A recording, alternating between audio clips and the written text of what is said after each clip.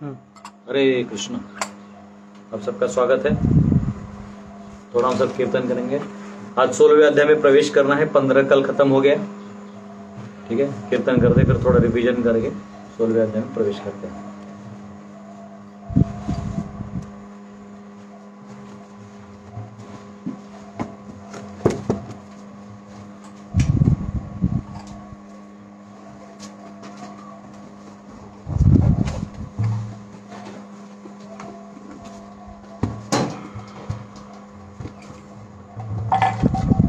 नमो विष्णुपदाय विष्णुपृष्ठाय भूतले श्रीमते भक्तिवेदांत स्वामी इति नामिने। नमो विष्णुपदाय कृष्णपृष्ठाय भूतले श्रीमते भक्तिवेदांत स्वामी इति नामिने। नमस्ते सरस्वती देवी गौरवाणी प्रचारिणी निर्विशेषा शून्यवादी पाश्चात्यदेशतारिणी।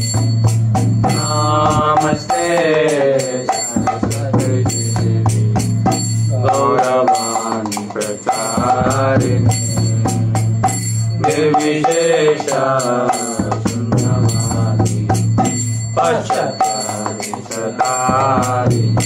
जय श्री कृष्ण चैतन्य प्रभु नित्यानंद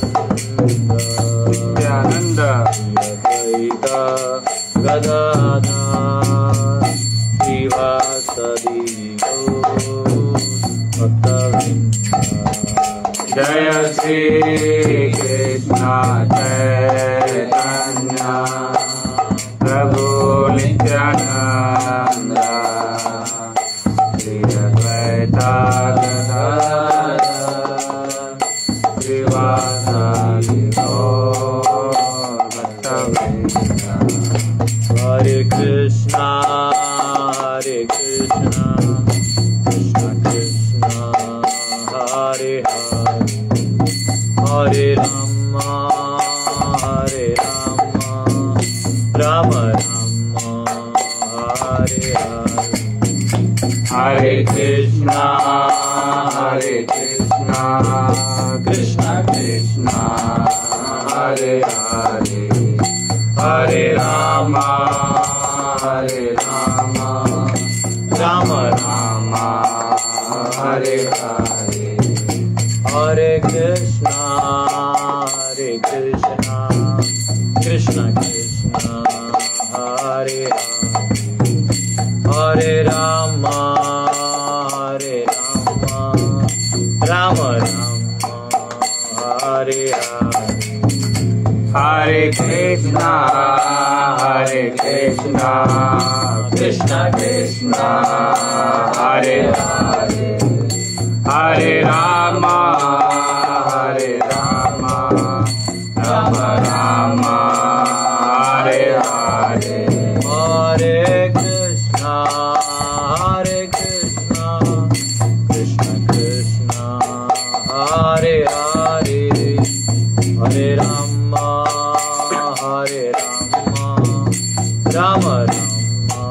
राम हरे हरे। हरे कृष्णा कृष्ण कृष्ण हरे हरे हरे राम राम राम हरे हरे। हरे कृष्णा कृष्ण कृष्ण हरे हरे हरे राम राम हरे हरे। हरे कृष्णा कृष्ण कृष्ण हरे हरे हरे राम राम हरे हरे। हरे कृष्णा कृष्ण कृष्ण हरे हरे हरे राम हरे कृष्णा कृष्ण कृष्ण हरे हरे हरे राम राम हरे।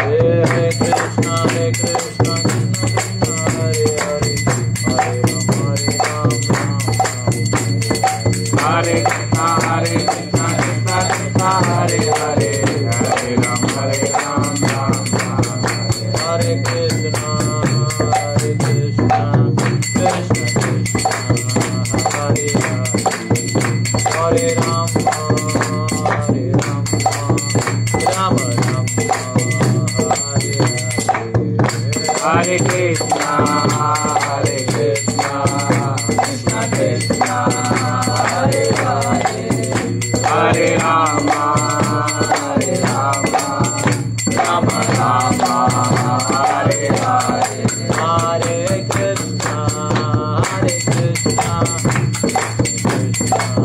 Hare Hare, Hare Rama, Hare Rama, Rama Hare Krishna, Hare Krishna, Krishna Krishna, Hare Hare, Hare Rama, Hare Rama, Rama Rama, Hare Hare, Jai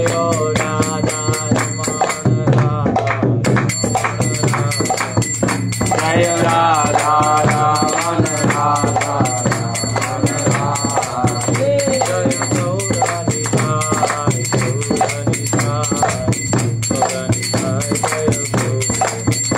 Jaya Gaura-Nitai, Gaura-Nitai, Gaura-Nitai, Jaya Gaura-Nitai, Jaya Jaya Prabhupada,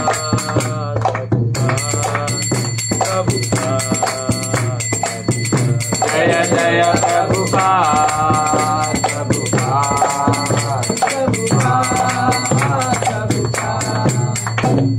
बोलो युगधर्म हरिनाम संकीर्तन की जय, श्रील प्रभुपाद की जय, टैगोर प्रभु। हरे कृष्ण। हम सब आप लोग आगे भी आ सकते हैं तो थोड़ा चटे कीजिए।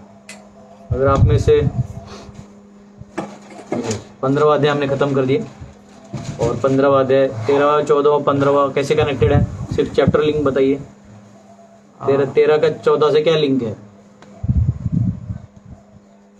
13 में क्षेत्र के बारे में बात हुआ, क्षेत्र के बारे में बात हुआ। फिर क्या हुआ?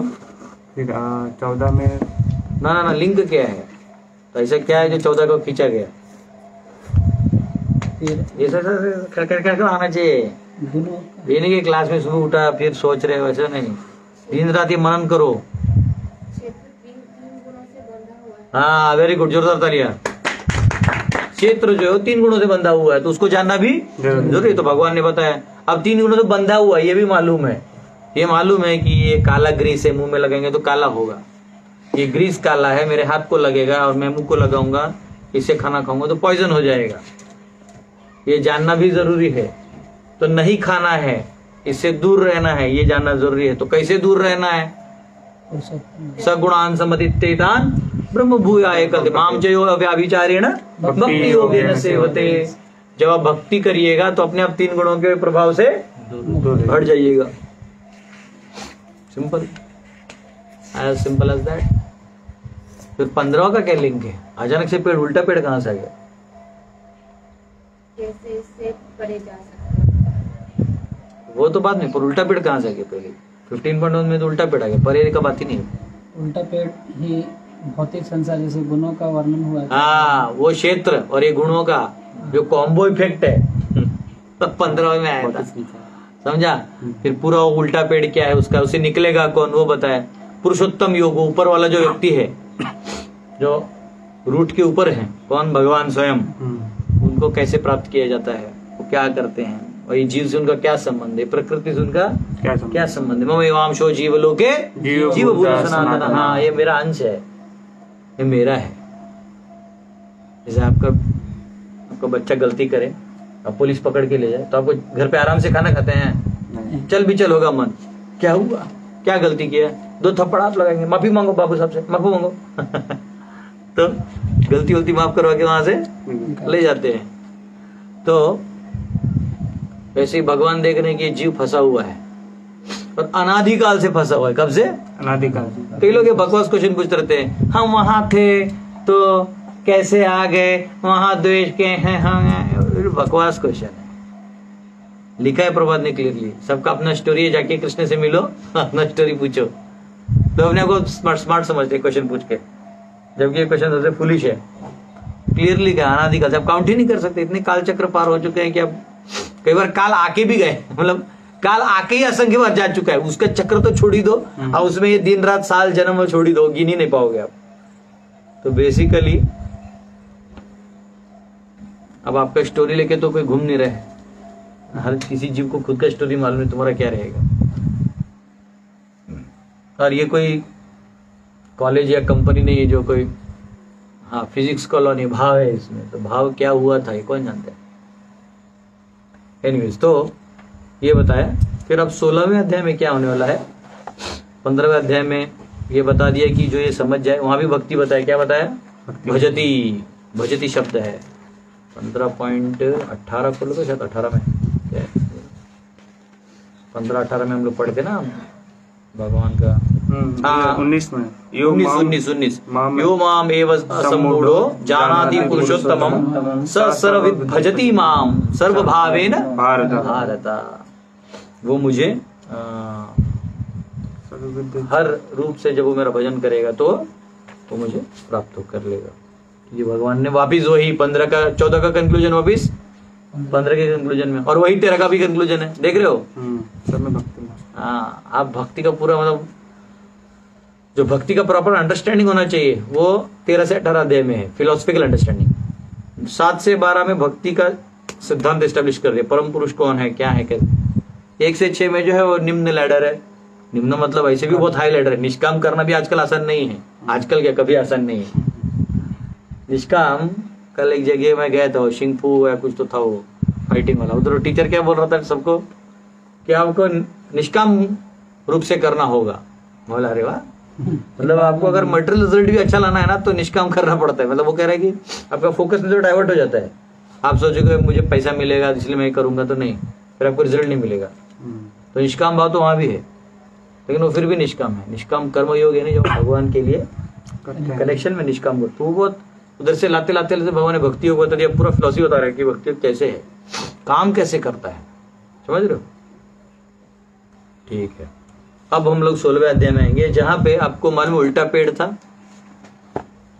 पेड़ उल्टा था ना, उसमें बहुत सारी शाखाएं थी। अधश्च ऊर्ध्वम प्रसुतस्तस्य शाखा, नीचे भी था ऊपर भी जा रहा था। ऊपर वाली शाखाएं क्या दर्शाती हैं? डेमीगॉड्स, देवता लोगों का। नीचे वाली शाखा निम्न योनियों का शाखा, और बीच वाली रजस मनुष्य योनि, और बाद में नीचे निम्न योनि। तो यहाँ पे ये 3 गुणों के प्रवाह से बनती हैं। तो अब यहाँ ये कहा गया है 16वें अध्याय में कि कैसे क्या गुण होने चाहिए जिससे धीरे धीरे ऐसे ऐसे ऐसे करके दैवी संपत्ति को प्राप्त करके ऊपर जाएंगे। और इसमें जो है असुर संपत्ति के भी लोग होते हैं, तो फिर वो कहाँ जाएंगे अपने आप? हाँ, जैसे अब हीलियम का गुब्बारा बना दिया, हाइड्रोजन का बना दिया, छोड़ दिया, कहाँ चला जाता है? ऊपर जाता है, जहाँ हाइड्रोजन का लेयर है। हाँ, या फिर आप अगर ये नॉर्मल कल उसको मट्टी भर दीजिए या जड़ हवा भर दीजिए, वो बलून कहाँ, या पानी भर दीजिए बलून में, वो कहाँ जाएगा? नीचे। सिंपल। तो वैसे ही आपकी चेतना जितनी हल्की होगी, हल्की यानी जितना आपका ये आवरण भौतिकवाद का कम होगा, तो जड़ता कम होगी। तो आप अपने आप हल्के हल्के होते हुए अन्य ऊपर अन्य ग्रहों की सुगम यात्रा कर सकते हैं। ये लगा के एस्ट्रोनॉट का कपड़ा पहन के कहीं नहीं जा सकते, उल्टा और वजन होगा। फिर आप अच्छा वीडियो बना सकते हैं लोगों को उल्लू बनाने के लिए। ठीक है, तो बेसिकली स्वर्ग लोकों में जाने के लिए क्या चाहिए? ऊपर, हाँ, आपका कम से कम पाप होना चाहिए, पाप कम और पुण्य ज्यादा। और गोलोक जाने के लिए क्या चाहिए? भक्ति चाहिए। या वैकुंठ जाने के लिए, या उस पेड़ के मूल को पार करने के लिए क्या चाहिए? भगवत प्रेम। इमीडिएटली क्या चाहिए? इस संसार से विरक्ति चाहिए। संसार से विरक्ति चाहिए, और भक्ति चाहिए। भगवान भक्ति यानी जैसे एक जुड़ा हुआ है भगवान की इच्छा में, इच्छा डाल के जीव जुड़ा हुआ है, इसको कहते हैं विभक्त। तोड़ दोगे क्या हो जाएगा? अभक्त। ये सॉरी, ये हो गया भक्त, ये विभक्त। भक्त, हम लोग भक्त थे, माया में गिर गए, फिर अब हम क्या कर रहे हैं? अपना प्रोसेस क्या है? ठीक है, तो अभी 16वां अध्याय जो है ये सारे 26 गुण गिनाते हैं टोटल। तो ये गुण जो हैं ये वर्णाश्रम के हिसाब से दैवी गुणों का वर्णन हो रहा है, जबकि ये अध्याय का काम है आसुरी और दैवी गुणों का वर्णन होने वाला है। आसुरी और दैवी गुणों का वर्णन होने वाला है। स्टार्ट में दैवी गुणों का वर्णन होगा, अब उसके नीचे बाद में आसुरी गुण होगा। तो एक्चुअली आपको क्लियर पता चल जाएगा कि कैसे लोग अपने आप को फंसा रहे हैं और कैसे लोग अपने आप को निकाल सकते हैं। ठीक है। ओम अज्ञानतिमिरन्धस्य ज्ञानाञ्जनशलाकया चक्षुरुन्मिलितं येन तस्मै श्रीगुरवे नमः। नमः ओम विष्णुपदाय कृष्णपृष्ठाय भूतले श्रीमते भक्तिवेदांत स्वामिनिति नामिने। नमस्ते सरस्वती देवे गौरवाणी प्रचारिणे निर्विशेष शून्यवादी पाश्चात्य देशतारिणे। जय श्री कृष्ण चैतन्य प्रभु नित्यानंद श्री अद्वैत गदाधर श्रीवासादि गौर भक्तवृंद।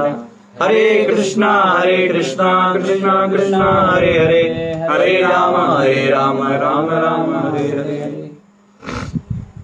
हरे कृष्णा। तो 16वां अध्याय के 3 पार्ट्स हैं।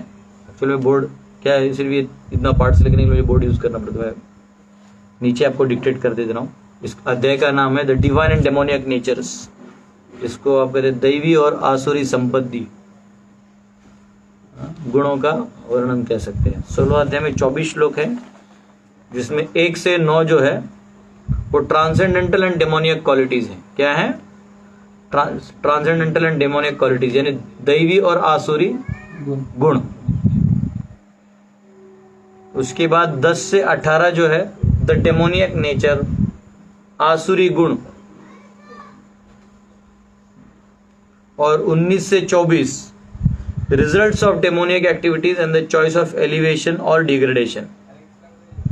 वापस रिपीट करता हूं, 19 से 24 results of demoniac activities and choice of elevation और डिग्रेडेशन। वो मेरा ही उसमें आवाज आ रहा है, बोलिए। तो आसुरी गुण के, हाँ, इसको आप कह सकते हो आसुरी एवं गुण एवं आसुरी गुणों के परिणाम और उत्थान या पतन का चॉइस को क्या कह सकते हैं? चुनाव। वो लिखा है मैंने हिंदी में, एक्चुअली उसको पी बनाने दिया स्लाइड।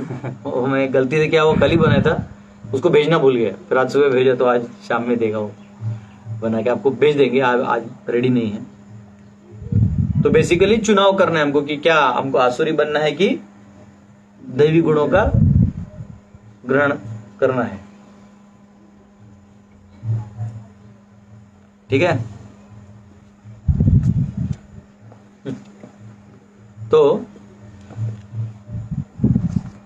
3 श्लोक जो है, पहले 3 16.1, 16.2 और 16.3, ये 3 गुणों में दैवी गुणों का वर्णन किया गया है। तो आपको तो मालूम है भगवान क्या करते हैं, भगवान का स्टाइल क्या है? फिर टॉप पहले बता। टॉप जाते फिर नीचे लाके ऊपर गया। जैसे भगवान का ऐसा है, भगवान का स्टाइल ही मेरे को बहुत पसंद आया। पहले टॉप दे देते हैं, आप उनको चीपली ले लोगे तो फिर एकदम नीचे लाके आजा धीरे धीरे धीरे। ये अनकंडीशनल लोग का ये रहता है। भगवान प्रेमी है ना, वो आपको कभी भी चीप चीज नहीं देंगे, बेस्ट चीज आपको देंगे। बस आपका फेथ देखेंगे, नहीं है तो फिर से नीचे से शुरू करो। फिर चलाएंगे गाड़ी आपका नीचे से। जो एक्चुअली समझो कोई आपसे प्रेम करता है तो एक्चुअली क्या करेगा? सबसे अच्छा चीज पहले दे देगा। सबसे अच्छा चीज बहुत उत्साह से आपको देगा। हाँ, लेकिन आप लेने में उतने उत्साही नहीं है या उसको फिर धीरे धीरे नीचे, धीरे धीरे भी नहीं, वो डायरेक्ट फिर नीचे से चालू करेंगे कि भाई देखते फिर अब तुम कहाँ हो। नहीं, फिर ऐसे चेक करते टक टक टक टक टक। फिर भगवान जो है अभी दैवी गुणों का वर्णन करेंगे। उसमें भी ये दैवी गुण तो देखो अभी पेड़ का बात आ रहा है, ये गुण कहाँ से आए? पेड़ में से आए। तो अब पेड़ में क्या है? वर्णाश्रम है। क्या है? वर्णाश्रम है। तो वर्णाश्रम में क्या क्या है? 4 वर्ण और 4 आश्रम क्या है? वर्ण क्या है? ब्राह्मण, क्षत्रिय, वैश्य, शूद्र। और इधर कौन से गुण हैं? आश्रम कौन से हैं? ब्रह्मचारी, गृहस्थ, वानप्रस्थ। इन चारों 4 8 में टॉप कौन है? अब कौन है? सन्यासी। वर्ण और आश्रम में आश्रम श्रेष्ठ माना जाता है। आश्रम स्पिरिचुअल लाइफ के लिए होता है, वर्ण जो है वो मटेरियल लाइफ के लिए होता है। और उधर से वो कनेक्ट है ना, क्योंकि हमारा बॉडी कनेक्टेड है तो इसलिए ऐसा कनेक्ट कर दिया है। अब उसमें सन्यासी टॉप मोस्ट माना जाता है। तो भगवान क्या कर रहे हैं, पहले सन्यासी के गुण गिना रहे हैं, वापिस टॉप टू टॉप। भगवान सन्यासियों के गुण गिनाएंगे। तो पहला जो ये जो 3 श्लोक है पहले गा लेते हैं, उसको ट्रांसलेशन पढ़ लेते हैं, फिर एक एक गुण को समझने का प्रयास करेंगे। एक बार मैंने कहीं पे सैटरडे प्रोग्राम देता था राम मंदिर में, याद है वो? रांची में। तो उधर मेरे को कितना महीना लग गया था ये खत्म करने में, सिर्फ 26 गुण पहुंच, तो एक गुण पे एक दिन चला जाता था। तो एनीवेज हम लोग ट्राई करेंगे कि इसको जल्द से जल्द बिना एलोबरेशन और कहानियों के खत्म किया जाए, ठीक है? क्योंकि क्या आपके जो गुरुजी हैं वो ठीक ठाक नहीं है, सिलेबस टाइम पे खत्म नहीं करते। क्या बुरा हाल चल रहा है, कैसे आदर्श स्थापन होगा? हाँ, आपके लिए अच्छा है ना, आप सामने बैठे हैं।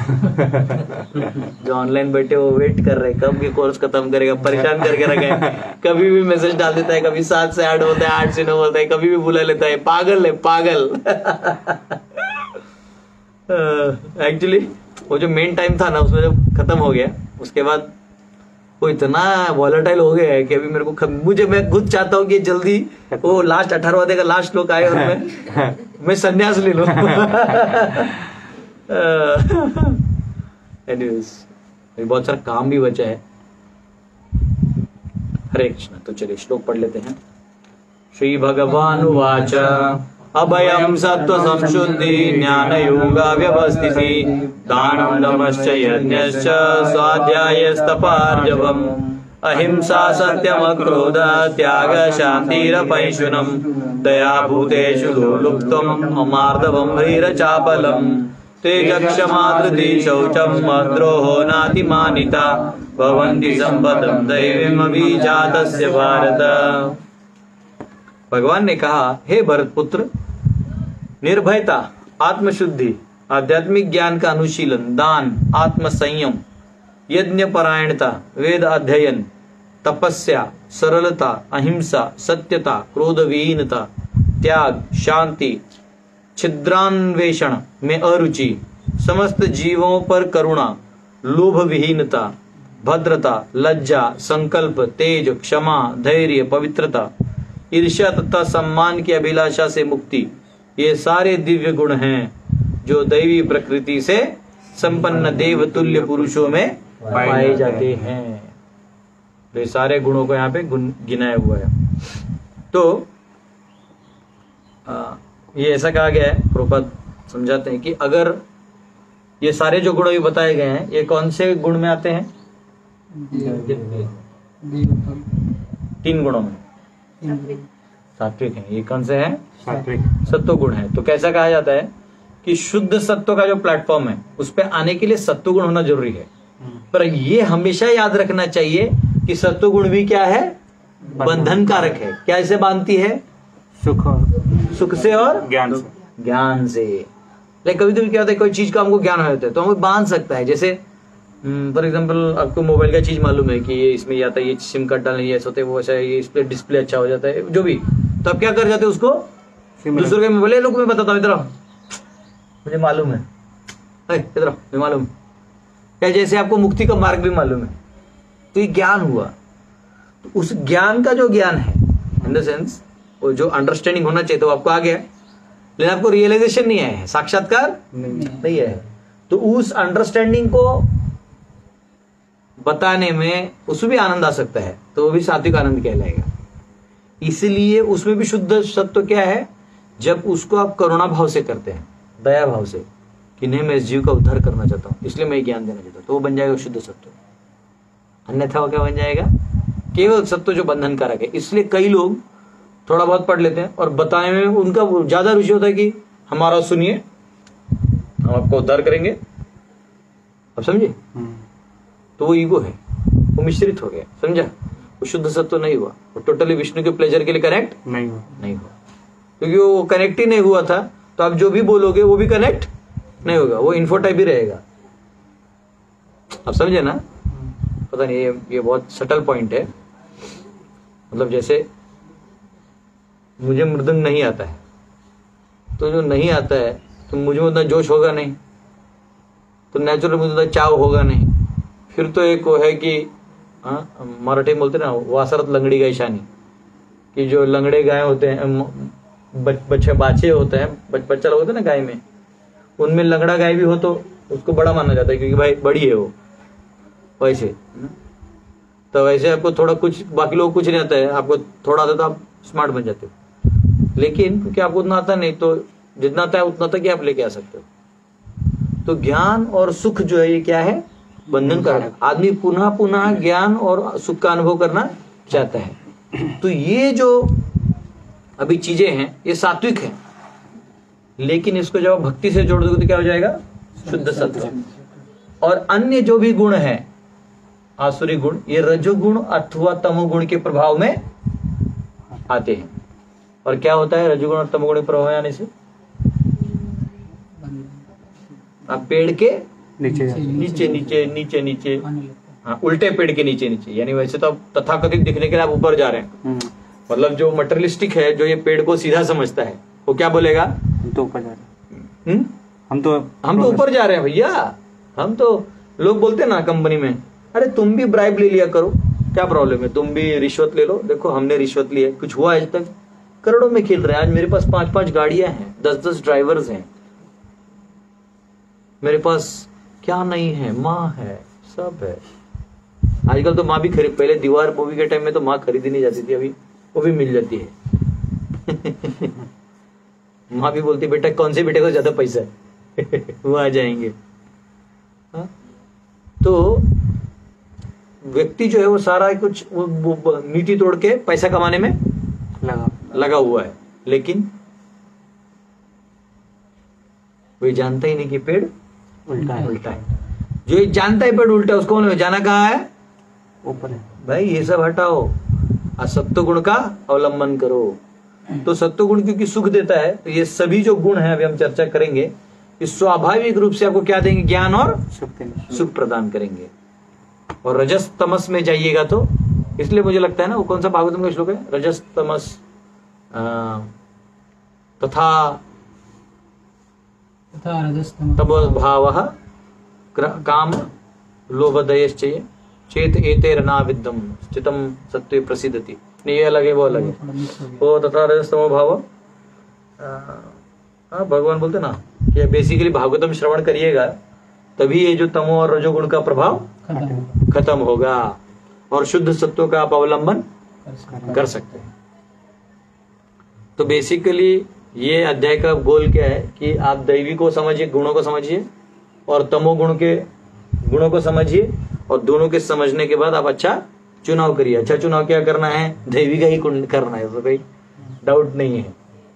ठीक है, हरे कृष्ण। जैसे देखिए, अब जैसे कर्ण पे किसी ने किताब लिख दी है, वैसे बहुत लोग लिख देते हैं अपने आप को हीरो कर। क्या है बेसिकली, आप कोई भी सिस्टम है, कोई भी सिस्टम हो, चाहे वर्णाश्रम सिस्टम हो, डेमोक्रेसी हो, मोनार्की हो, डिक्टेटरशिप हो, कैपिटलिज्म हो, कम्युनिज्म हो, कोई भी सिस्टम हो, आप हल्ला कर दो आप फेमस हो जाते हो। क्योंकि वो सिस्टम के ड्रॉबैक में जीने वाले भी लोग होते हैं, यानी उसका भी ड्रॉबैक होता है ना। हर 18वें अध्याय के 48वें श्लोक में कहा गया है कि कोई भी सिस्टम बनाओ उसमें ड्रॉबैक है ही है। भगवान बोलते हैं वो खुद है ही, मैंने ही दुनिया ऐसा बना है, तू क्या कर लेगा? आप नहीं समझे? तो वो आपको दोनों लेना पड़ेगा, उसका ये साइड भी लेना पड़ेगा और वो साइड भी लेना पड़ेगा। आप बोलेंगे नहीं पुरजो मुझे सिर्फ मुंह चाहिए और पीछे वाला नहीं चाहिए, तो फिर आगे फिर खा भी नहीं पाओगे बाद में। 1-2 दिन के बाद फिर खाना भी बंद हो जाएगा, जाम ना हो जाएगा पेट। तो साइकिल में रहता है। तो एरर्स जो है वो रखे रहते जानबूझ के, ताकि ये करप्ट होती दूसरा जन्म लेगा। तो वैसे ही जो क्या बोलते इसको, इसमें कहाँ ही चला गया कैपिटलिज्म में, उसमें इतना घुस गया। उसमें क्या पॉइंट कह रहा था मैं? नहीं देवी, हाँ, हर चीज में एक फॉल्ट होता है, याद रखो। तो एवरी एक्टिविटी हैज फॉल्ट। उसमें भी मैं कुछ बोल रहा था। एनीवेज, तो वर्णाश्रम जो है तो basically it is also establishment. तो उसका भी अगर कुछ फॉल्ट है तो उसका फॉल्ट का ही करना ये लोग वो बताता ना, राइटर्स। तो उसका फॉल्ट का फायदा कौन उठाते हैं?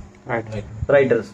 तो वो लोग क्या करते हैं, मेरा वो पॉइंट था, वही मैं थोड़ा वर्णाश्रम में चला गया। बेसिकली जो राइटर्स लिखते हैं, यानी आसुरी गुणों को कैसे वो लोग प्रमोट करते हैं, जो आसुरी गुण है उसको प्रमोट करते हैं। क्या करते हैं, तो वर्णाश्रम का जो फॉल्ट है क्या फॉल्ट है,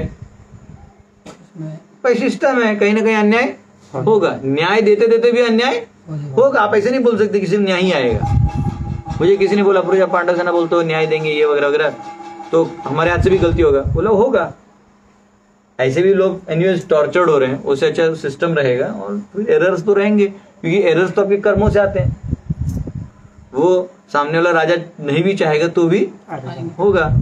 ये लोग क्या करते हैं, ऐसा ऑफ स्ट्रीम, मतलब किसी भी सिस्टम के खिलाफ बोल के अपने आप को लाइमलाइट में लाके उल्टे गुणों को प्रमोट करते हैं। जैसे वर्णाश्रम है, अब वर्णाश्रम तोड़ना है, तो नेचुरली ब्रिटिशर्स को क्या करना होता, उनके जो अवगुण है उनको निकालते हैं। हाँ, मतलब जो एरर्स हैं उसको प्रमोट करो। देखो आप में सती प्रथा थी, काई का अभी देखो हमारे अम्मा लोग मेकअप करके घूम रहे, कौन सती में जा रहा है, नहीं समझ रहे हो। चल सती खत्म हो गया, लाएगा हमारा सिस्टम वापिस, नहीं लाएगा, क्योंकि तो सिस्टम तोड़ने आया था, गलतियां बताने आया था। ये तो हमारे मूर्ख लोग हैं जो जाके हाँ जी जी मालिक जी मालिक। मैं सच में थूकता हूँ, ये इंडिया से बाहर जाके जो काम करते हैं ना, मैं थूकता हूँ, मैं उनका मुंह तक नहीं देखना चाहता। दे डोंट हैव फेथ कि भारतवर्ष इज द हाईएस्ट। ये अंग्रेज जिन्होंने तुम्हारा देश तोड़ा, तुम्हारे घर में माँ बहनों की इज्जत लूटी, उन्हीं के घर पे जाके तुम नौकरी कर रहे हो। ये लोग उधर शेख वेख के पास जाके काम करते हैं, क्या जरूरत है। 2 रोटी उगाओ, इज्जत से खाओ, धर्म का पालन करो। ये आर्यवर्त है, ये लैंड ऐसा है, यहाँ आप सिर्फ इस धरती पे खड़े भी रह गए एक जन्म तो भी आपको हाईएस्ट प्लैनेट का वो मिलेगा, गति मिलेगा। ये मूर्ख हैं लोग, पैसा के लिए भाग जाते हैं। और किसके वजह से, तो वो सुना रहे हैं आपको वेद, जो जानते तक नहीं कि वेद में क्या है। मैकोले आके बोल रहा है कि आपका वेदों में ये है वो है। और फिर यहाँ के जो ऐसे राइटर्स है घटिया, इनको इस्तेमाल करके प्रमोट किया जाता है। अभी भी ऐसे, उनको तो अभी हमारा राधा मोहन लिब्रांडो बोलता है उसने नया नाम ही दे दिया, लिब्रांडो। कमांडोज की तरह लिब्रांडोज, उनको लिबरेट करने के लिए। तो लोग क्या करते हैं, आसुरी गुणों का प्रमोशन करते हैं, दिखाने के लिए कि आसुरी यो ऐसा ना रॉक सॉन्ग ही बहुत अच्छा है। अच्छा, रॉक सॉन्ग कितना देर सुन सकते हो तुम? अरे 10-15 मिनट का तो सर दर्द करने लगता है। फिर वो और भी सुनना है तो दारू पीना पड़ेगा, फिर भी आपको वहां खड़ा रहना है तो दारू पीना पड़ेगा, नहीं तो आप सुन नहीं सकते हो गाना, क्योंकि जो सिंगर है खुद दारू पी के गा रहा है। सुन रहा है ना तो, अरे भाई मैं तो सुन रहा हूं पर तू ढंग से सुना तो लास्ट में क्या कर रहा है, तो कूद रहा है वो ब्रिज से। क्यों? तो गर्लफ्रेंड ध्यान नहीं दे रही। यहाँ वर्णाश्रम में 4-4 पत्नियां हैं, कोई ध्यान देने से किसी को राजा को नहीं पड़ी होती थी। ये आजकल इतने दुर्बल हृदय के लोग आ गए हैं कि गाना गा के उड़ी मार रहे, और उसी को ये लोग अनकंडीशनल लव बोल रहे हैं। तो जो कंसेप्ट ही है ना, ये लोग गोल घुमाने के चक्कर में थे, समझा। तो पॉइंट ये है कि एरर्स हैं, लेकिन उस एरर को आप मैग्नीफाई नहीं कर सकते। उस एरर को आप सॉल्व करने की कोशिश करो, कोई सिस्टम बनाओ, तो उसको ये नहीं कि अन्याय को प्रमोट करो, लेकिन इसका मतलब ये नहीं है कि वो पूरे को ढक देगा, नहीं समझा। तो ये जो ऐसे तथाकथित ऑथर्स होते हैं या ऐसे लोग होते हैं, वो लोग क्या करते हैं, आसुरी प्रवृत्ति को प्रमोट करना चाहते हैं, क्योंकि वर्णाश्रम ये सत्वगुणी प्रोजेक्ट है। क्या है? सत्वगुणी। ये जो भी वर्णाश्रम का पालन करेगा, अगर वो शूद्र भी होगा ना, फिर भी उसमें सत्वगुण का प्रभाव ज्यादा होगा। और जो ही आप वर्णाश्रम छोड़ दीजिएगा, कोई भी और सिस्टम लीजिएगा, तो ब्राह्मण भी जो है तमोगुणी जैसा काम करेगा। आज क्या हो रहा है, ब्राह्मण वर्ग जाके मुर्गा मछली चबा चबा के खा रहा है, leg piece fry piece, justify कर रहा है प्रोटीन्स। या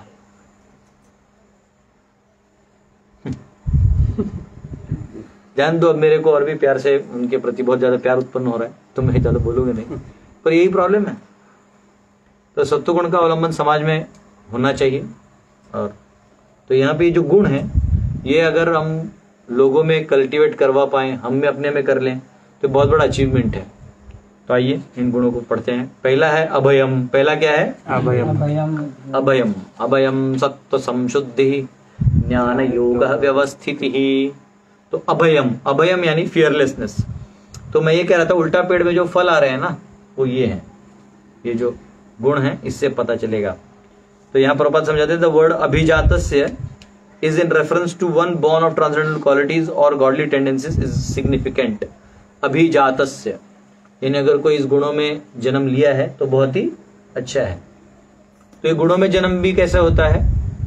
गुण जो होता है वो पिछले हमारे कर्मों से आपको उस गुणों में डाला जाता है, लेकिन आपके पास फ्री विल है। क्या है? Free will. फ्री विल है। आप भले ही अभी मैं ये बुक पढ़ रहा हूं, मेरे पास चॉइस है कि मैं इसको बंद करके ये पढ़ूं।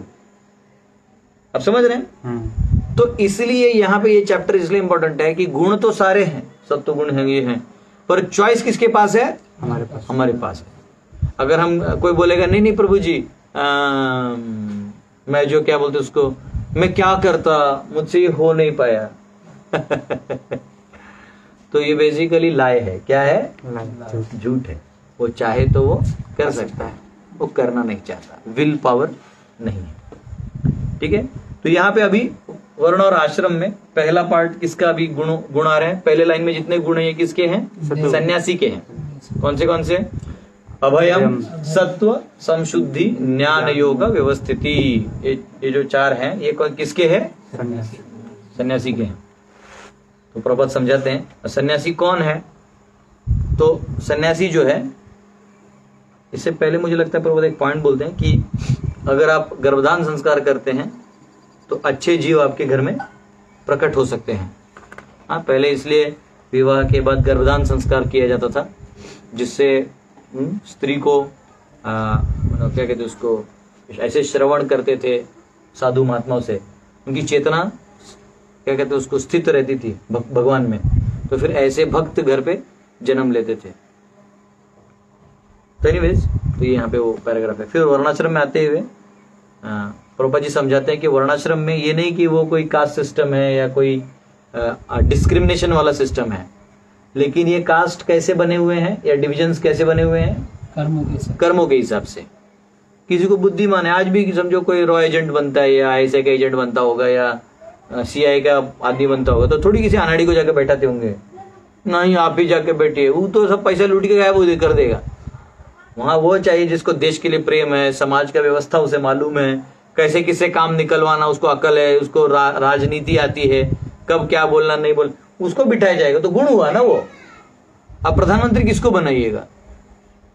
जिसको जनेऊ कहाँ पहनना है मालूम नहीं, उसको प्रधानमंत्री बना दीजिएगा। तो इतना तो मालूम नहीं जनेऊ कहाँ पहनना है। तो जहां आप जनेऊ बाहर पहनवा के अब उसको प्रधानमंत्री बना, सोचिए क्या इज्जत बची। ये तो सरासर वर्णाश्रम धर्म का अपमान हुआ, सरासर अपमान हुआ। मतलब वैदिक नियम के अनुसार ऐसे व्यक्ति को दूसरा दिन का सांस नहीं लेना चाहिए। आप समझ रहे हो? ये अपमान है, महान अपमान है। और मूर्ख है, कुछ मूर्ख लोग उसको प्रमोट कर रहे हैं, सबका रोजी रोटी चल रहा है तो प्रमोट कर रहे हैं। ऐसा नहीं होना चाहिए। तो यहाँ पे जो डिविजन्स भी किए और द्वेष नहीं होना चाहिए। डिवीजन हमेशा रहेगा, पहले भी था, आज भी है, आगे भी रहेगा। अभी अब कंपनी में चले जाइए, किसी झाड़ू वाला जो होता है उसको आप एमडी नहीं बना सकते कंपनी का। कोई सॉफ्टवेयर कंपनी है, वो कुर्सी पे बैठ सकता है, लेकिन कुर्सी की जो एक्चुअल पोजीशन है यानी उसका जो क्वालिफिकेशन है वो मैच नहीं करेगा तो पूरा बिजनेस 2 मिनट डाउन कर देगा। वो पहले तो अकाउंटेंट को, सीएफओ को बुलाएगा, इधर फाइनेंशियल ऑफिसर को इधर, कितना है अभी लास्ट में कंपनी में?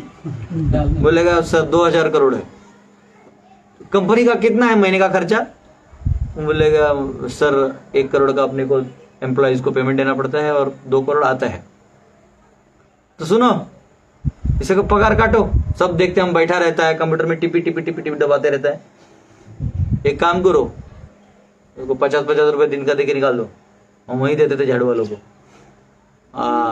फिर बचा हुआ जो कितना बचेगा फिर? सर ऑलमोस्ट 2 करोड़ बच ही जाएगा। हमारा बीबी का अकाउंट में डाल दिया करो, कर दीजिएगा नो। तो किसी मूर्ख को लाके बिठा दीजिएगा तो ये होगा। कभी कभी मंदिरों में भी ऐसा होता है, मंदिरों में या मठों में, हा? वो जो कोई ऐसा अल्हड़ा टाइप आदमी आता है, तिलक विलक लगा के अपने आप को कैसे तो चूना लगा के पोस्ट ले लेता है, पोस्ट ले लेता है तो उसका प्रचार में ध्यान नहीं होता है। जिस कार्य के लिए वो मठ बना है या मंदिर बना है उसका काम वो नहीं करेगा, वो पैसा लेने का काम करेगा। क्या करेगा? पैसा। वो देखेगा कि ऐसा करने से लोग पैसा दे रहे हैं तो क्या करेगा? सिर्फ वही काम करेगा, मीठा मीठा बोलेगा,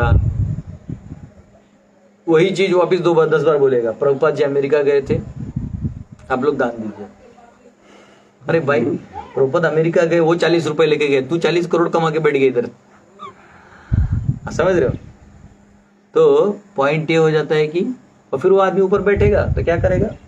सबको भी कम समझ के निकाल देगा, वही होता ही है। तो सेम वे तो गुण कर्म से होना चाहिए। कोई भी स्थान किसी का हो तो उस स्थान को जो उचित व्यक्ति है उसको बिठाना चाहिए। जैसे चाणक्य जो थे वो स्पेशल इसलिए थे, ऐसे नहीं आज भी लोग इलेक्शन जीतते हैं हारते हैं तो उसमें नीतियां बनती हैं, हर कोई नीति बनाने अपने आप को चाणक्य समझता है। लेकिन चाणक्य कौन थे समझिए? चाणक्य वो थे जो अंदर से प्योर राधा कृष्ण भक्त थे। उनका नीति में आता है शास्त्र में, वो कहते हैं जिसके जीवन में राधा कृष्ण के प्रति भक्ति नहीं है उसका जीवन मृदंग के धिक्तम की तरह है, धिक्कार है उसके जीवन का, धिक्तम बजता है ना बा, धिक धिक धिक बजता है ना, वैसा। तो बोले जिसके जीवन में राधा और कृष्ण नहीं है वो क्या, उनका जीवन क्या है? धिक्तम है, धिक्कार है उसके जीवन पे। और वो पहला ही जो नीति का पहला मंत्र है किसको डेडिकेट करते हैं? भगवान विष्णु को डेडिकेट करते हैं। तो चाणक्य जो थे वो धर्म के स्थापना के लिए सब कर रहे थे, समझ रहे हैं? उनका एक बहुत बड़ा पॉलिसी था, इसलिए चाणक्य एकदम अलग है। क्या पॉलिसी था बताओ? ऐसा कौन सा नीति है? ऐसे तो बहुत सारे लोग इलेक्शन जीतते हैं या जो भी राजनीति में अपना पावर बना लेते हैं, वो बनाना कोई प्रॉब्लम नहीं है। जैसे असुर लोग भी बनाते हैं तो उनको भी तो अकल होती है तब तो बनाते हैं वो। किसी का सिस्टम तोड़ के घुसना और अपना बनाना तो अकल होता ही है। अकल में चाणक्य तो आगे थे ही, लेकिन एक चीज में आगे थे, बताइए क्या?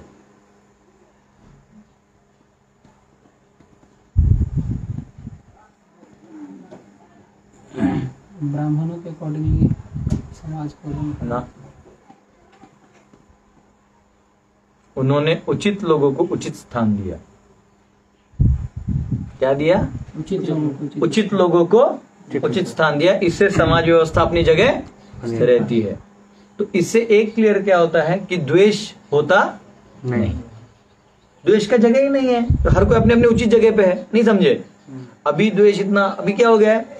आपने वर्णाश्रम तोड़ दिया, आपने फर्स्ट ऑफ ऑल सिलेक्शन, वर्णाश्रम मतलब सिलेक्शन, देखा जाता था इस बच्चे में क्या गुण है, इसमें क्या गुण है। इलेक्शन ही आसुरी है। इलेक्शन सिस्टम क्या है? आसुरी। अब आप लाल कलर ले लो, समझो कोई पेंटिंग बना रहे हो, ठीक है? अब पेंटिंग आप कर रहे हो तो पेंटिंग में समझो आप कृष्ण का पेंटिंग कर रहे हो तो नीला नीला कृष्ण बना रहे हो, काला काला बाल बना रहे हो और पीला धोती बना रहे हो, तो सब कलर यूज किए। बैकग्राउंड में आकाश बना रहे हो, गगन बना रहे हो, उजला उजला बादल, मेघ बादल, बतख वहां बना रहे हो, गाय बना रहे हो व्हाइट कलर से, तो सारे कलर हैं। आप बोलोगे नहीं, इसमें कम से कम 52% ब्लैक कलर होना चाहिए, तो काली गाय बनानी होगी। कृष्ण को नीला का काला कर दोगे, पता चला बाल काला, वो भी काला दिखेगा क्या? आंख भी काला, दिखना कैसे? आप समझ रहे हो? तो सभी कलर में आप काला कलर मिला दीजिए तो क्या बन जाता है? सही नहीं बात है, काला बन जाता है, समझ रहे हो? तो वैसे ही आप क्या करते हो, जो अनक्वालिफाइड लोग हैं उनको प्रमाण से ज्यादा डाल दोगे सिस्टम में तो क्या हो जाएगा? सिस्टम खराब हो जाएगा। सिस्टम खराब क्या होगा? है वो जो हैंग हो जाएगा, उसका कोई तालमेल ही नहीं बैठेगा, क्योंकि जो दिमाग वाला आदमी वो फिर भी रास्ता निकालेगा। जिसको अकल है वो तो उसमें भी चूना लगा के सिस्टम में रास्ता निकालेगा। फिर जो सिस्टम से तुम सोचने को मजबूर कर रहे हो लोगों को, होगा नहीं। अब नहीं समझे? जैसे मैं बोलूंगा कि हाँ जो लोग गीता पढ़े हैं आप गीता मत पढ़ाइए, ऐसा मैं बोल दूंगा, ये तो मूर्खता है। क्यों? तो पढ़ाएगा ही, वो तो पढ़ाएगा ही, पर इससे क्या होगा? लोग बोल रहे आपको पढ़ाना नहीं चाहिए ना, आपको पढ़ाना नहीं चाहिए ना, नहीं समझा? तो ये आउटराइट सिस्टम से ही होने वाला काम जब करिएगा, और उसमें भी आप उल्टा कर लैडर कर दीजिएगा। पहले लैडर कैसे था, शूद्र होते थे, वैश्य ज्यादा उसे कम होते थे, उसे कम क्षत्रिय होते थे, और ब्राह्मणों से भी कम होते थे, ऐसा। अब वो उल्टा ऐसा उल्टा कर दिया, ब्राह्मण सबसे नीचे, शूद्र ऊपर, बहुत ज्यादा वजन है, इसलिए समाज में पाप बढ़ रहा है। हर जगह चोरी चमारी, पैसा खाओ, क्योंकि अनक्वालिफाइड लोग, नीति और मॉरल वैल्यूज के लोग है ही नहीं जगह पे, और जो है उन्हें सत्ता नहीं है। आप देख लो महाराष्ट्र में जो मराठा है, क्षत्रिय स्पिरिट है, वो लोग राजा टाइप रहते थे, आज उनको सिक्योरिटी गार्ड का नौकरी दोगे। मेरे यहाँ एक लड़का था, वो क्षत्रिय था, बॉडी वॉडी स्ट्रांग था उसका, तो एक वैसे मैं भी नहा रहा था तो वो भी आया था, देख, मैं बोला यार क्या बॉडी वॉडी मस्त। मैं बोला तू मराठा है क्या? हाँ प्रभु जी। बोला अच्छा क्या करते हैं मंदिर में? तो बोलता है मेरे को सिक्योरिटी गार्ड का नौकरी मिला है।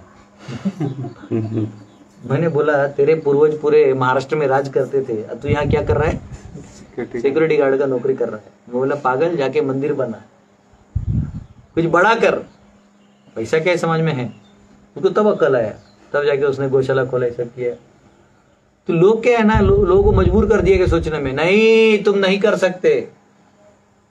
तो बोलते नहीं हम पैसा नहीं देंगे, बिना पैसे का ही सब होता है, पैसा तुम्हारे पैसे के लिए वेट कौन कर रहा है? मेरे गुरुकुल खोला, लोग बोलते प्रभु जी पैसा कहाँ से आएगा? बोले पैसा पैसा बाद में जरूरी है, जहाँ आएगा आएगा, बिना पैसे के गीता खोल के पढ़ा तो सकता हूँ ना मैं, यही ना होगा। पैसा नहीं होगा तो मोबाइल नहीं होगा, डेटा नहीं होगा, तो बैठ के 10 लोगों को पढ़ा देंगे। गीता तो ज्ञान है, उसके लिए पैसे की जरूरत क्या है? आप समझ रहे हो? अरे नहीं होगा तो पेड़ का अमरूद आम तोड़ के खा लेंगे, क्या दिक्कत है? जो पेड़ तो दे रहा है ना। तो हो क्या रहा है कि हमारा एक अंडरस्टैंडिंग बन चुका है कि ये जो एरर है ये इंपॉर्टेंट है, लेकिन एरर इंपॉर्टेंट नहीं है। इसलिए यहाँ वर्णाश्रम का गुण, वर्णाश्रम इस्टेब्लिश करना बहुत इंपॉर्टेंट है, और वर्णाश्रम के साथ साथ उन गुणों को मैच करना भी इंपॉर्टेंट है। तो ऐसे प्रकार के अगर हम ओरिजिनल लोग बना दें तो समझ लो कि सोसाइटी में गुडनेस फैलेगा, और गुडनेस होगा तब सुख होगा। क्या होगा? अन्यथा हम दुख का अनुभव करते ही रहेंगे। वर्णाश्रम पालन नहीं करेंगे तो दुख होते ही रहेगा। आप कहीं जाइए, किसी को भरोसा ही नहीं। आप पुलिस के पास जाइए, वो पुलिस वर्दी तो बैठा है पहन के, लेकिन वो क्षत्रिय है नहीं, वो उसका ढेरिए सब आ रहा है, कायमंग हाँ लिखो। वो डराता है ना, जब पुलिस लोग ऐसा डराते हैं ना, तो एक्चुअली जो अनपढ़ लोग होते बहुत डर जाते हैं। साहब मैंने एक बार वो 500 गाय बचाए थे मालूम देवघर में, तो वो तो मैंने पीट दिया था, एक को पीट दिया था। वो तो भाई गाय लेके जा रहा था, उसको पीटा, उसको उन्होंने पुलिस नहीं पकड़ा दी, बोले बाबा येड़ा है ले गया। फिर पुलिस और डीआईजी होता है ना, एसपी को बोले हैंडल नहीं हो रहा है, ये अलग केस है, पढ़ा लिखा आदमी है, बहुत लॉजिकल बात करता है। तो डीआईजी बोला कि आप जानते हैं हमने क्या किया? मैंने बोला सही तो किया, गाय मेरी माँ है, मैं मेरी माँ को बचाया। आपकी माँ होती तो भी मैं बचाता, क्योंकि आपके पुलिस तो 10 रुपए 20 रुपए लेके तो छोड़ देते, मैं तो मारा। तो थोड़ा चुप बढ़ गया, बोले आप ज्यादा बोलते हैं। तो मैंने बोला फिर आप ही बोलिए, हम चुप बैठ जाते हैं। तो बोला नहीं आप लोग के मौन में भी ज्यादा डर है। तो बोले ठीक है फिर हम बोलते हैं। तो एकदम टेंशन में आ गया। तो मैंने बोला ऐसा है कि आप लोग अपना कर्तव्य करो ना, जिसके लिए आप पगार ले रहे हो तो अपना कर्तव्य करो। झूठों का पुलिस का कपड़ा पहने हो, वहां से गाय, तुम्हारी गाय को 100 रुपए लेकर लोग तस्करी कर रहे हैं, ठीक है? यहाँ रेप और मर्डर हो रहे हैं, पूरे महिलाओं को असुरक्षित फील हो रहा है। कर क्या रहे हो तुम? या तो वर्दी चला लो भाई, तुम पेट भर के खा लो, आओ किसी अन्य क्षेत्र में आओ, पेट भर के खाओ, वहीं बैठे रहो और निकल जाओ। एक क्षत्रिय पूरे परगना में कितना? एक क्षत्रिय और एक ब्राह्मण हो जाए ना, बस कितना? एक क्षत्रिय। वापिस बोलो कितना? एक क्षत्रिय और एक ब्राह्मण, बस खत्म। एक बाहुबली हो ना, बहुत हो गया। ये 100 हिजड़ों का जरूरत नहीं है।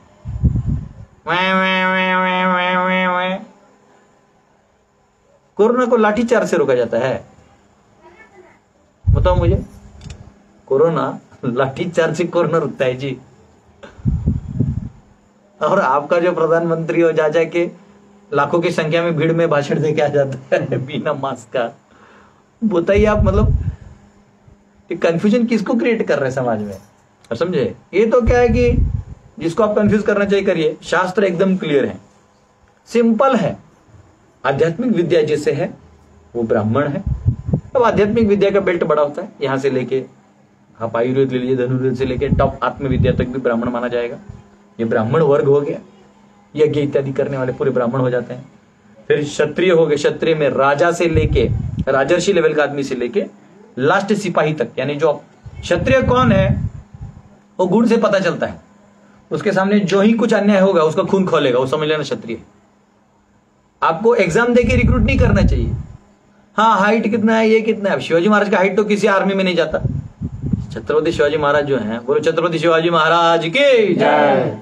मुझे पता है छत्रपति शिवाजी महाराज का हाइट तो 5.4 या 5.6 से कुछ था, मतलब इस आसपास था। हाँ 5-6 के आसपास था, बराबर। ये हिस्ट्री पढ़ते थे मालूम। और तलवार 90 किलो का था। हम आज के जमाने में किसी को दे देते थे, मनगट है ना, इसको मनगट बोलते हैं मराठी, वो टूट जाएगा। हाँ लिया था एक पॉलिटिकल पार्टी की अम्मा ने, हाथ में शिवाजी महाराज का तलवार लिया तो गिरा दिया था, बहुत लोग गुस्सा हो गए थे। मैं देश की बाहू हूं, मुझे तलवार चाहिए। वो लिया और तलवार ही गिर गया। नहीं झेलेगा तुमसे। मीरा भाई 90 किलो का तलवार उठा लिए थे 13 साल की उम्र में। समझ रहे, घी खाओगे तो ताकत आएगा, रिफाइंड खाओगे तो रिफाइंड वे से जियोगे और रिफाइंड वे से मर जाओगे। तो क्या है कि एक क्षत्रिय बस है, उसका एक तलवार, उसका न्याय व्यवस्था, खत्म, कुछ जरूरत नहीं है। लोग अंदर में जानते हैं वहां वो आ जाएगा। समझ रहे हैं ना? तो ये डिफरेंस है। क्या है? एक क्षत्रिय और वैश्य जो है वो अपने जो नियम है दान देने का, अपनी इंद्रियों को संयम में रखने का और धार्मिक रूप से अर्थ को जोड़ने का दिमाग अगर करे, वो भी ब्राह्मण के गाइडेंस में समाज सुव्यवस्थित रहेगा। जो शूद्र होता है वो क्लास होता है जिसे ज्यादा समझता नहीं, परंतु वो क्या कर सकता है, ऊपर वालों की आज्ञा का पालन कर सकता है। अब क्या होगा, 100 लोगों में एक ऊपर का कोई हरामखोर होगा जो नीचे मिसयूज करेगा, बराबर। तो क्या होगा, नेचुरली अन्याय फील होगा, उसमें कोई डाउट नहीं है। और वो अन्याय पाप है, उसका फल सामने वाले को भोगना होगा। लेकिन इसका मतलब ये नहीं कि पूरा सिस्टम तोड़ दो। जैसे जैसे आंख है तो उसको में कैटरेक्ट होता है, मोतिया बिंदु होता है ना, तो अब मोतिया बिंदु निकाल दो कि आंख निकालते हो? मोतिया बिंदु। तो प्रॉब्लम सॉल्व करो ना, वो सिस्टम को क्यों सॉल्व कर रहे हो? तो ये ब्रिटिशर लोगों ने घुसा दिया और एजुकेशन सिस्टम तोड़ दिया, गुरुकुल का सिस्टम तोड़ दिया, गौशाला सिस्टम तोड़ दिया, क्षत्रियों को भिखमंगा बना दिया, ब्राह्मणों को भिखमंगा बना दिया। हाँ, और आज क्या हुआ है मुझे बताइए। आजादी को तथाकथित जो आजादी दिया है, आजादी तो है नहीं क्योंकि आज भी कॉन्स्टिट्यूशन ऑफ इंडिया में लिखा हुआ है कि ये रानी यहाँ की रानी है भारत की। आप आजाद नहीं है, अपने सपनों में मत रहिए। आर्यवर्त आजाद होगा, आर्यवर्त हमेशा आजाद है। आपका भारत इंडिया आजाद ना हो, पर हमारा आर्यवर्त हमेशा आजाद है क्योंकि हम किसी की नहीं मानते। हम मानते हैं किसकी है, यहाँ से भगवान विष्णु का आदेश चलता है। उनका आदेश ऑलरेडी शास्त्रों में दिया है, जो ब्राह्मणों के और वैष्णवों के और सन्यासियों के माध्यम से ही आता है। ये हमारा हाई कमांड है, वो हमारा हाई कमांड नहीं है। ये इसलिए बता रहा हूँ क्योंकि तभी आपको आसुरी और दैवी गुण समझ में आएंगे। तो अब जो तथाकथित आदेश आप ले भी रहे हैं वो क्या है, बेसिकली वो शूद्र कल्चर है। तो ब्राह्मणों को आपने भले गौशाला दबा दिया, आपने गुरुकुल दबा दिए, लेकिन ये बहुत इंपॉर्टेंट है कि हर गांव में गुरुकुल हो, हर गांव में क्षत्रिय का एक बैशन हो और न्याय व्यवस्था बनी रहे। तो सवाल ही नहीं आता है क्योंकि क्षत्रिय 5 लोगों को न्याय देता है। कौन कौन? ब्राह्मणों को जो प्रचार करते हैं उनका शस्त्र नहीं होता, और दूसरा स्त्रियों को, क्योंकि स्त्रियां होती है भले अपने आप को ढीठ बोलते हैं, डायलॉग मारते हैं, वी आर इक्वल, ये वो फलाना ढिमका, लेकिन जब कहीं जाती तो बहुत किसी को चलना मेरे साथ, क्योंकि मालूम है अकेले से नहीं होगा। वो बोले डायलॉग मारना आसान है ना, प्रॉपर बोलते हैं, आप बोल सकते हैं आप इक्वल हो, लेकिन लास्ट में प्रेग्नेंट लेडी ही होती है। आदमी कभी प्रेग्नेंट हुआ है क्या? एक बार ये ऐसा हुआ है क्या? नहीं, वो नेचर है। तो स्त्रियों को रक्षा, तीसरा बच्चों को रक्षा, गाय को रक्षा और बूढ़ों को रक्षा। 5 लोगों को रक्षा मिल गया, बाकी टेंशन ही क्या है। और हाइट क्या मालूम है, सन्यासी कमाता नहीं, वानप्रस्थ कमाता नहीं और ब्रह्मचारी कमाता नहीं। तो सारा इकोनॉमी कहां फ्लो हुआ? आप समझे? जो गृहस्थ है उसी के पास सारा पैसा है। तो अगर आप ऐसा गिनते हो कि चलो सन्यासी 1% है, ब्राह्मण 5% लोग हैं, और जो वानप्रस्थ 5 है, तो 15-20% पॉपुलेशन का जो इनकम है वो इधर चला गया ना आराम से। तो ये लोग संपन्नता से रह सकते कि नहीं रह सकते? ना आजकल क्या है, कोई सन्यासी भी तो उसके नाम पे भी हजारों प्रॉपर्टीज। जब भी मैंने गुरुकुल भी लिया ना, तो इसीलिए मैंने नाम पे नहीं लिया।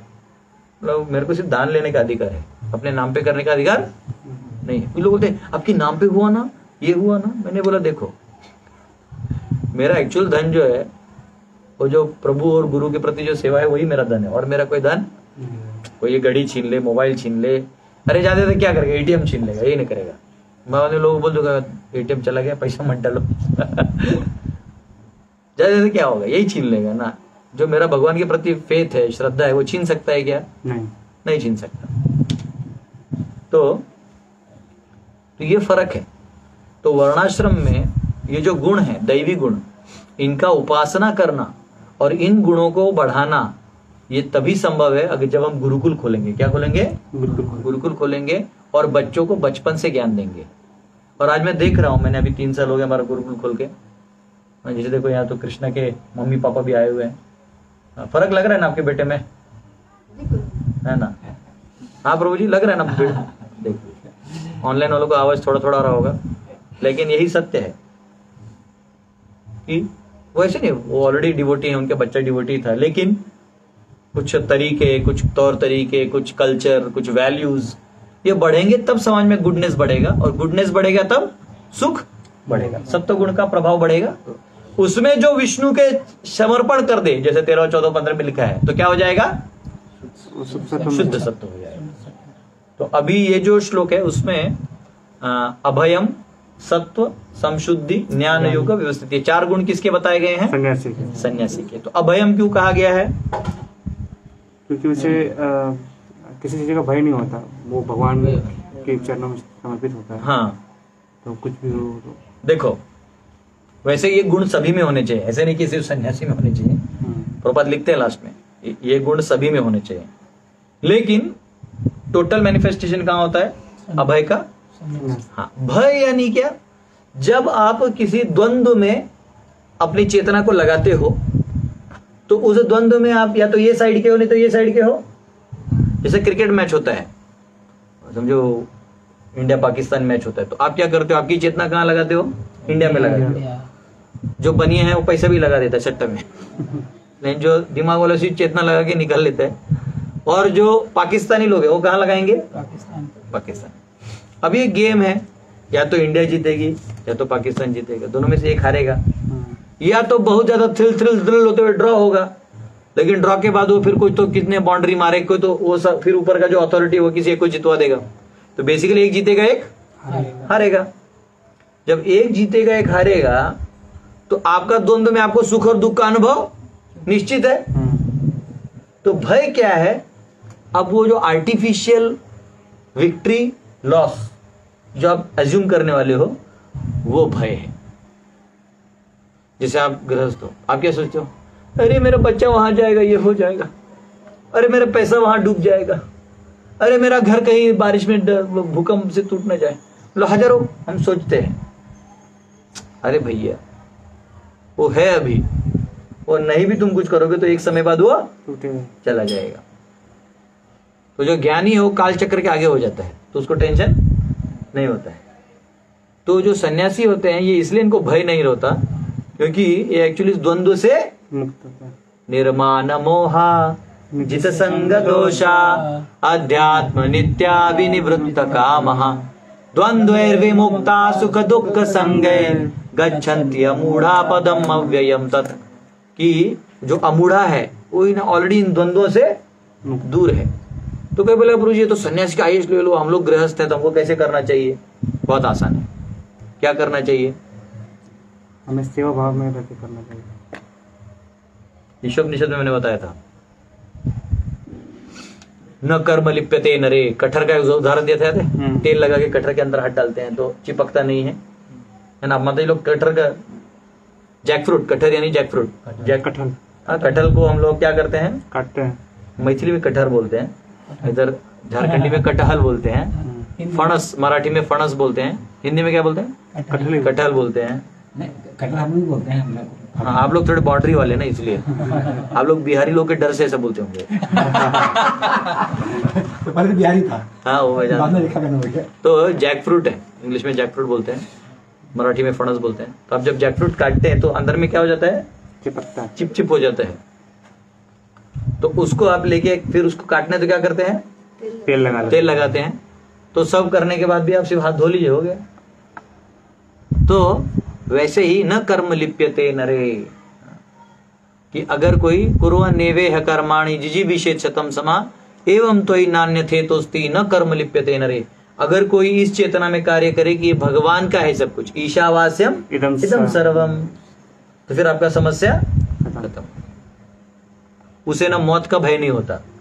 सबसे बड़ा भय क्या है, भय छोटे मोटे द्वंद्व तो है ही, मतलब मेरा ये हो जाएगा, वो हो जाएगा, मुझे जॉब नहीं मिलेगा, मेरा एग्जाम अच्छे से नहीं गया, इंडिया जीत जाएगा, हार जाएगा, ये हो जाएगा, फिर हम वहां ये वो, मेरे को गर्लफ्रेंड मिलेगी नहीं मिलेगी, ये होगा वो होगा, ऐसे हजारों अनेक चिंताएं हैं।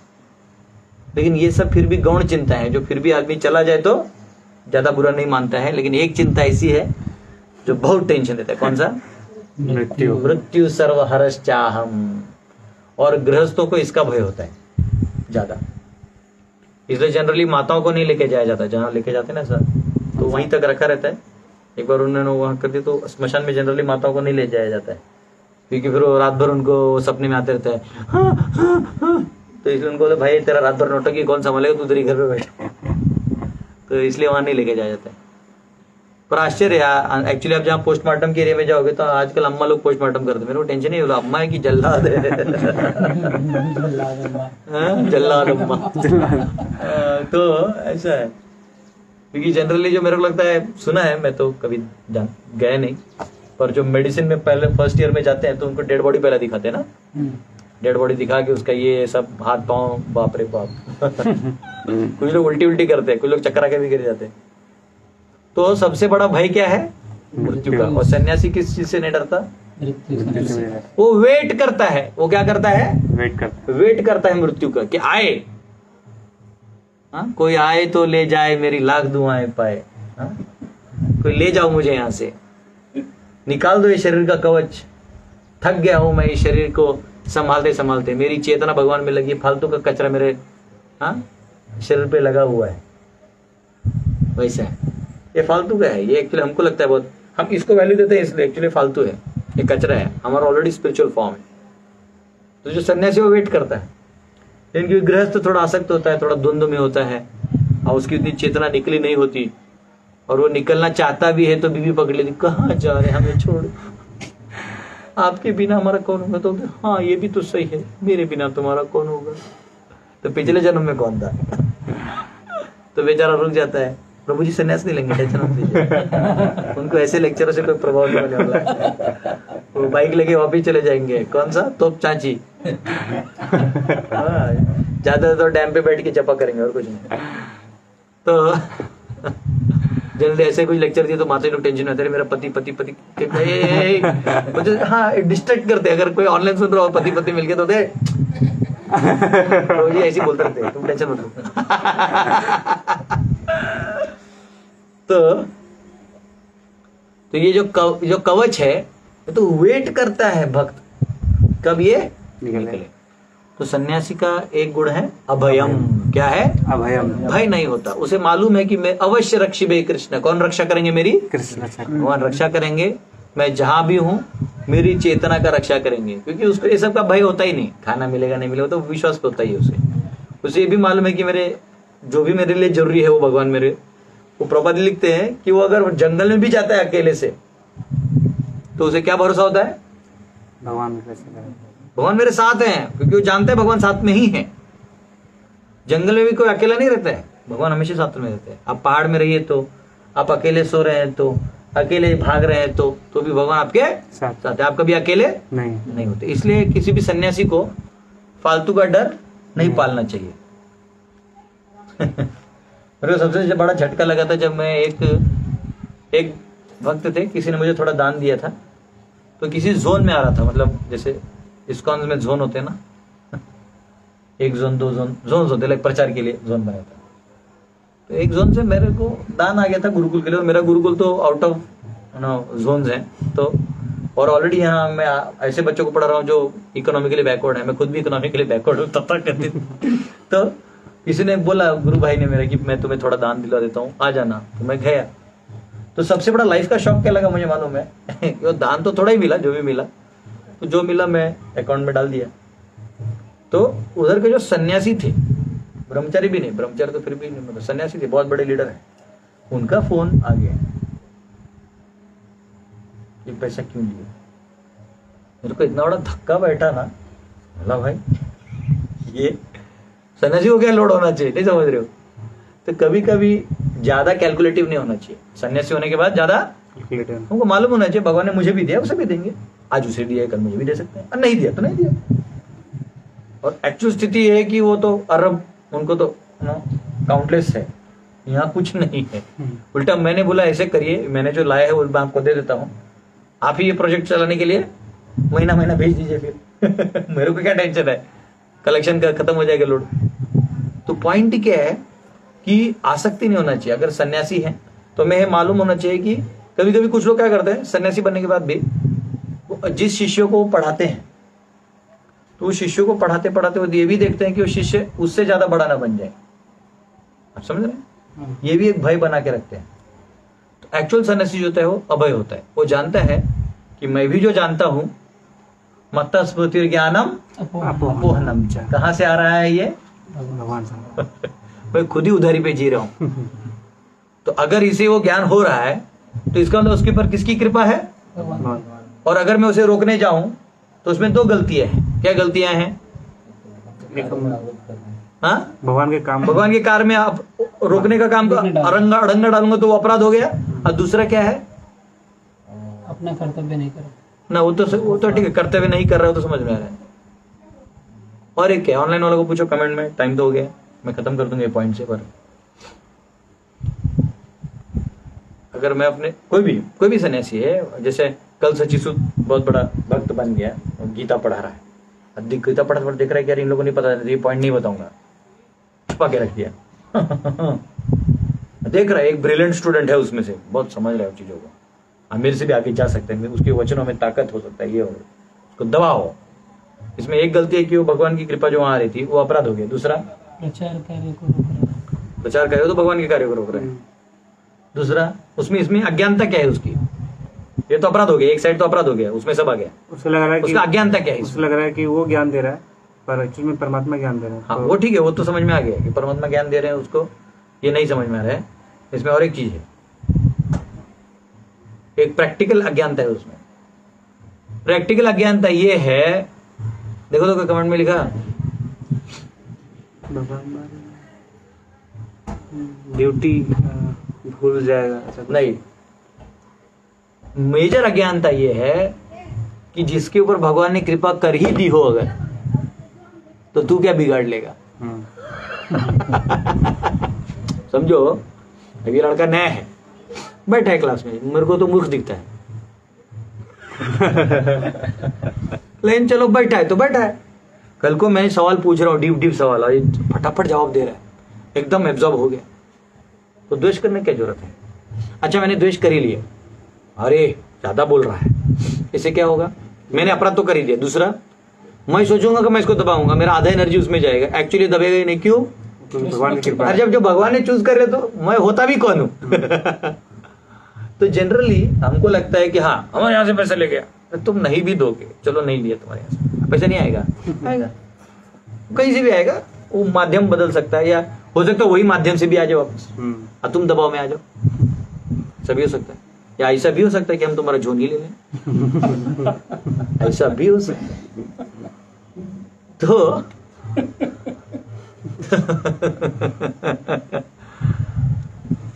हाँ, क्या बोलते हैं उसको, इंटेलिजेंट को इशारा ही काफी होता है, समझदार को इशारा काफी होता है। तो पॉइंट ये है कि जो सन्यासी होना चाहिए उसको क्या होना चाहिए? अभय। क्या गुण होना चाहिए? अभय। तो एक्चुअली जो ट्रू सन्यासी है उसमें अभय बाय डिफॉल्ट होता है, परंतु अगर कोई साधक रूप में अभी संन्यास हो चुका है, तो साधक रूप में भी इस चीज का ध्यान रखना चाहिए कि हम किसी द्वंद्व में न गिरे। द्वंद्व आते ही भय का काम चालू हो जाएगा। जैसे मैं आपको एक उदाहरण बता रहा हूँ, एक्चुअली पॉइंट खत्म कर देता हूँ मैं ठीक से, नहीं तो क्या होगा फिर आगे। थोड़ा 5 मिनट और दीजिएगा मेरे को। आज संडे है, वैसे भी आज आपको जॉब वॉब तो होगा नहीं, लेकिन मैं 5 मिनट से ज्यादा नहीं लूंगा। ऐसे मैं हर बार झूठ बोलता हूँ तो मेरे 5 मिनट लूंगा, ब्रह्मा जी के नहीं और आपके भी नहीं, मेरे। तो जो द्वंद्व में गिरने का समस्या क्या होता है कि देखिए, जो ही सन्यासी क्या करेगा, खुद कोई ऐसा काम करने लगेगा जिसमें अर्थव्यवस्था जुड़ी हो, आसक्तियां जुड़ी हो, समझ रहे हो, या मटेरियल आइटम्स को टच कर रहा है मतलब उसमें थोड़ा भी वो रुचि दिखा रहा है, तो फंस जाएगा, द्वंद्व का अनुभव करने लगेगा। और जो ही द्वंद्व में करेगा उसको भय का निर्माण होने लगेगा। ठीक है, जैसे साधु को लोन नहीं लेना चाहिए। मैंने एक बार पंडाल लगाया था, मालूम है, पहला जन्माष्टमी का, वो 4.5 लाख का लोन था। 3 साल लगे उसको निपटाने में। हर बार वो पंडाल वाले का फोन आता तो पेट में गोला आता था, भाई अभी कहाँ से लाओ इसके लिए। धीरे धीरे धीरे भगवान की कृपा से वो पार हो गया। तो पॉइंट उसके अंदर मैंने एक चीज सीखा कि भाई लेना ही है लोन तो 5,000 या 6,000 से ले लो, उससे ज्यादा मान लो, जो फेड़ ही नहीं पाओगे। तो कभी कभी हम लोग को ऐसा लगता है, तो ये अनुभव से आता है, अनुभव से सीखना चाहिए। तो जो ही आप ऐसी चीजों को टच करिएगा जो आपका धर्म नहीं है, तो क्या हो जाएगा। या सन्यासी को कमाना नहीं चाहिए। क्या नहीं करना चाहिए? जैसे कुछ लोग बोलते हैं कि हाँ प्रभु जी आपका गौशाला है, एक काम करिए, इतना टन गोबर निकलेगा उसका, इतना टन में ये करिए। हाँ, आप वो करके अपना यूज कर सकते हैं, किसी और को ले जाना है तो दे दीजिए। आप बैठ के उसको बिजनेस करिएगा तो क्या होगा। तो बोले नहीं गौशाला उसी से रन होगा, तो नहीं तो फिर इतना बड़ा गौशाला मत रखो, क्योंकि फिर क्या होगा, नहीं तो वो रन तो हो जाएगा गौशाला वैसे भी, लेकिन तुम क्या बन जाओगे, सन्यासी से वैश्य बन जाओगे। फिर वैश्य बन जाओगे, फिर तुम बोलोगे हमारा घी बेस्ट है, वो तुमको फेंकना पड़ेगा कि हमारा घी बेस्ट है। बाजारी करना है तो झूठ बोलना पड़ेगा। तो वो फिर आप बोलोगे मेरा घी बेस्ट है, आज जितना तुम्हारा गाय नहीं उसका 50 गुना ज्यादा घी बाजार में जा रहा है। तो कोई तो बुद्धिमान पूछेगा ना कि इतना घी कहां से आता है, वो टेस्ट करके देखेगा डालडा मिला हुआ है। फिर आपको लोग बदनाम करेगा। तो इसलिए सन्यासी को ऐसे चीजों से दूर रहना चाहिए, क्योंकि वो तो है फिर मान अपमान होगा, या तो फिर आप धर्म का ह्रास होगा, धर्म का लोग विश्वास उड़ जाएगा। तो ऐसा नहीं करना चाहिए, क्योंकि सन्यासी जो बहुत टॉप मोस्ट पोजीशन है, वो जितना प्योरेस्ट फॉर्म में रहेगा वो उतना पावरफुल रहता है। समझ रहे ना। तो ऐसा, क्योंकि जनरली लोग जो बनिया क्लास के होते हैं, बिजनेस माइंडेड होते हैं या मनी माइंडेड होते हैं, वो आगे पहले यही उपदेश देते हैं। क्या देते हैं? अरे आप पैसा बनाइए, पैसा बनाने के टिप्स देते हैं। ऐसा बनाना नहीं है। जितना धन जरूरी है उतना भगवान भेज देंगे, उससे ज्यादा तुम आउटराइट अति प्रयास नहीं करो। अति प्रयास करने, अभी किसी भक्त ने पूछा भी था कि प्रभु जी आप रात में पैसे के बारे में सोच टेंशन लगी तो नहीं सोचते? वो उधारी रहता तो सोचता था, पर अभी उधारी खत्म हो गया। और सोचना भी नहीं चाहिए। क्यों नहीं सोचना चाहिए? वो द्वंद्व है, उसमें फिर आपको द्वंद्व का अनुभव होगा। फिर आप जो शास्त्र पढ़ेंगे उसमें क्या दिखाई देगा? द्वंद्व दिखाई देगा। फिर आप जो पढ़ाएंगे वो क्या पढ़ाएंगे? द्वंद्व पढ़ाएंगे। सामने वाला द्वंद्व को सत्य समझेगा और फिर वो और एक द्वंद्व में पाव डालेगा, फिर दोनों भी मिलिएगा, ये मपूरी। बोले प्रभु आप भी? बोले बेटा गलती से कुछ श्लोकों का गलत ट्रांसलेशन पढ़ लिया था। ठीक है। तो साधु को कैसा होना चाहिए? अभय। मुझे मालूम होना चाहिए कि 24 घंटे हर क्षण प्रभु मेरे साथ है, मेरा साथ कभी नहीं छोड़ते। ये भाव जो है ये हाईएस्ट है। ठीक है। तो शाम में हम लोग 3 से 5 मिलेंगे वापिस। आज संडे है, मैं जानता हूँ बहुत लोगों को काम है, लेकिन हमारा अध्याय खत्म नहीं हुआ है। और आगे जो आज कम से कम ये सारे गुण खत्म कर देंगे, और हो सके तो हम 16वां अध्याय भी खत्म करने का प्रयास करेंगे, क्योंकि आगे इधर मतलब 1 लाइनर है। जो मैंने जो अभी जितना बोल दिया ना एप्लीकेशन, वही एप्लीकेशन बेसिकली 16 अध्याय के 24 श्लोकों में। ठीक है। हरे कृष्णा। बहुत बहुत धन्यवाद। श्रील प्रभुपाद की जय।